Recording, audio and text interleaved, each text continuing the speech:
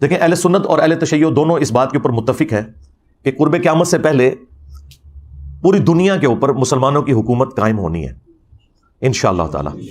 اور یہ وہ وعدہ ہے جو اللہ تعالیٰ نے قرآن حکیم میں کم از کم 3 جگہ پر اپنے محبوب صلی اللہ علیہ وآلہ وسلم سے کیا ہے.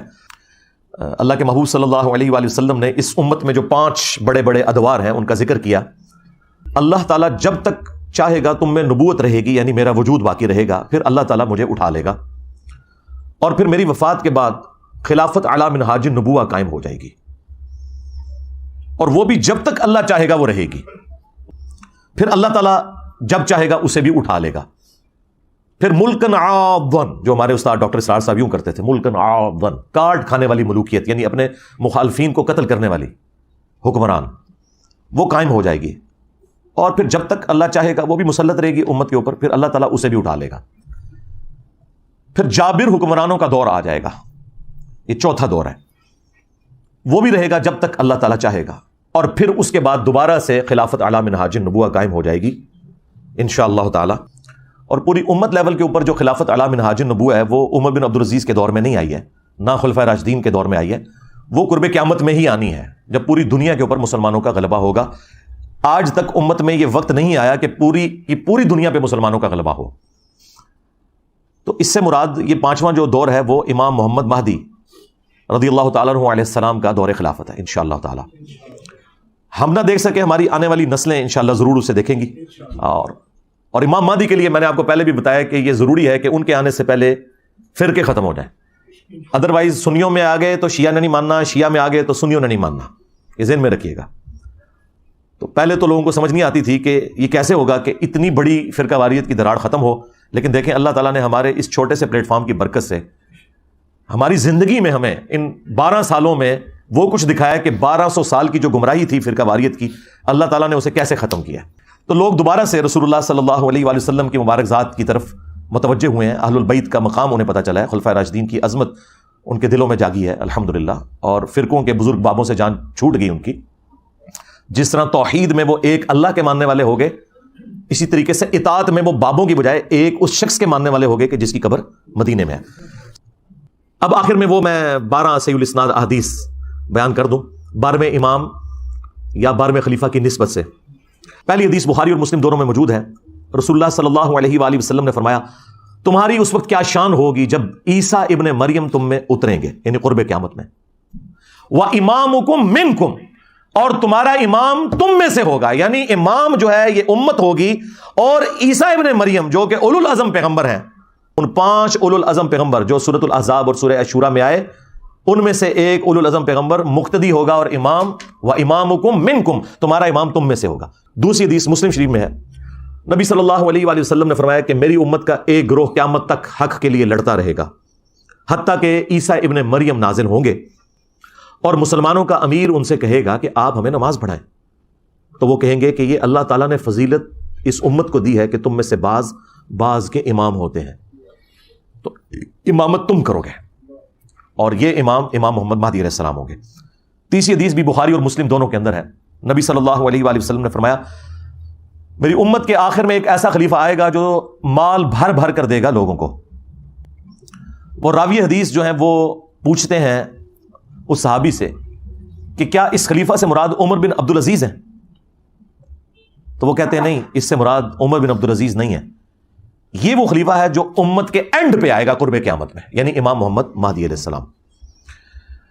ایک اور تفصیلی حدیث ہے المستدرک للحاکم کے اندر موجود ہے. نبی صلی اللہ علیہ وآلہ وسلم نے فرمایا کہ مہدی میری امت کے بالکل آخر میں آئے گا، اور اللہ تعالیٰ اس کی برکت سے زمین پر بارشیں نازل فرمائے گا، زمین نباتات اگائے گی، پوری دنیا پہ عدل و انصاف ہوگا، وہ لوگوں میں مال تقسیم کرے گا. یہ وہی الفاظ جو بخاری مسلم میں بھی ہیں. مویشیوں کی ریل پیل ہوگی اور اسلام کا غلبہ ہو جائے گا. پھر وہ 8 سال تک دنیا میں رہیں گے اور پھر دنیا سے تشریف لے جائیں گے، یعنی 8 سال ان کا دور خلافت ہوگا.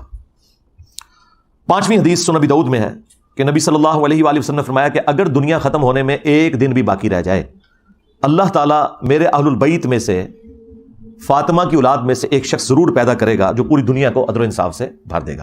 اب یہ ایک دن سے مراد یہ ہمارا ایک دن نہیں ہے جو قرآن میں ہے نا کہ اللہ کے ہاں جو ایک دن ہے وہ تمہارے 1000 سال کے برابر ہے، یعنی 1000 سال بھی آگے بچتے ہوئے نا آخری 1000 سال بھی رہ گئے تو اللہ تعالیٰ نے مہدی کو ضرور بھیجنا ہے.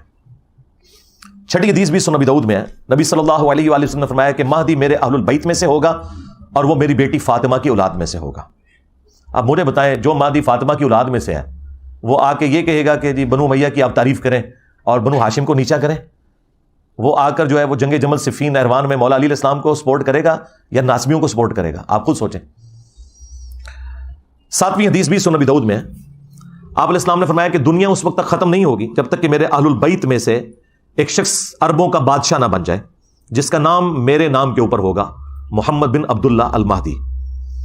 آٹھویں حدیث جو ہے وہ مسلم شریف میں بھی کچھ حصہ اس کا موجود ہے، کچھ سنن ابی داؤد کے اندر ہے کہ نبی علیہ السلام نے فرمایا کہ جب مہدی ظاہر ہوگا تو وہ بیت اللہ میں پناہ لے گا اور اسے قتل کرنے کے لیے ایک گروہ روانہ ہوگا شام سے، اور مقام بیدا پر اللہ تعالیٰ اس گروہ کو زمین میں دھسا دے گا۔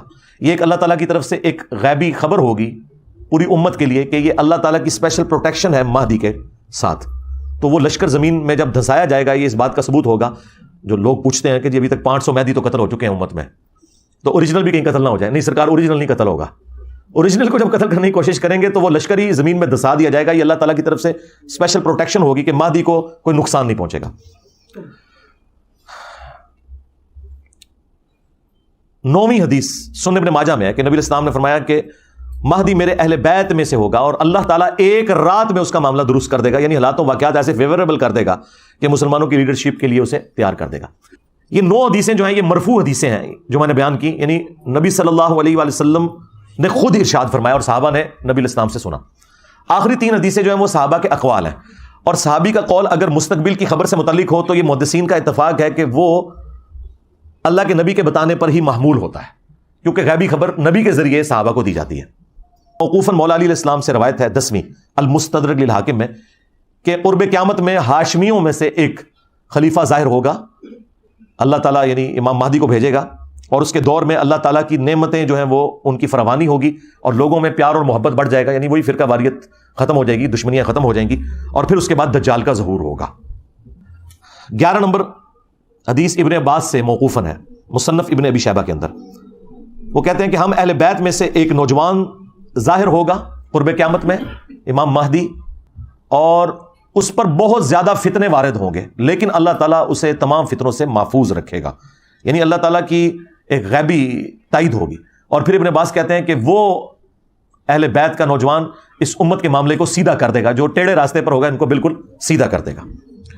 اور 12ویں اور آخری موقوفاً روایت صوبان سے ہے جو نبی الاسلام کے آزاد کردہ غلام ہے، یہ بڑی مشہور روایت آپ نے سنی ہوگی، مسند احمد میں اور المستدرک للحاکم میں، کہ جب خراسان سے کالے جھنڈے آتے ہوئے دیکھو تو ان کا استقبال کرنا، ان میں اللہ کا خلیفہ مہدی ہوگا۔ یہ 12 احادیث امام محمد مہدی علیہ السلام سے متعلق، اور جو ضروری گفتگو تھی میں نے اس حوالے سے کر دی۔ ہم تو صرف جو اہل سنت کا عقیدہ ہے وہ پبلک کے سامنے رکھیں گے، امام محمد مہدی علیہ السلام کے حوالے سے، 12ویں خلیفہ یا 12ویں امام، اور ان کی جو عزت اہل سنت کے ہاں ہے، تاکہ یہ پتہ چلے کہ یہ کوئی سنی شیعہ تفریق سے متعلق پرسنالٹی نہیں ہے، بلکہ یہ سنی شیعہ اتحاد کی علامت ہے، امام محمد بن عبداللہ المہدی رضی اللہ تعالیٰ عنہ وعلیہ السلام۔ اللہ تعالیٰ اگر ہماری زندگی میں وہ آئیں تو ہمیں ان کا ساتھ دینے کی توفیق عطا فرمائے، اور اگر ہماری آنے والی نسلوں میں وہ لوگ ہیں جنہوں نے امام محمد مہدی کا زمانہ پانا ہے تو انہیں توفیق دے کہ وہ ان کا ساتھ دیں غلبہ اسلام کے لیے۔ صلو علی محمد و آل محمد، اللہم صلی علی محمد و علی آل محمد و اصحاب محمد و ازواج محمد و امت محمد اجمعین الی یوم الدین، آمین۔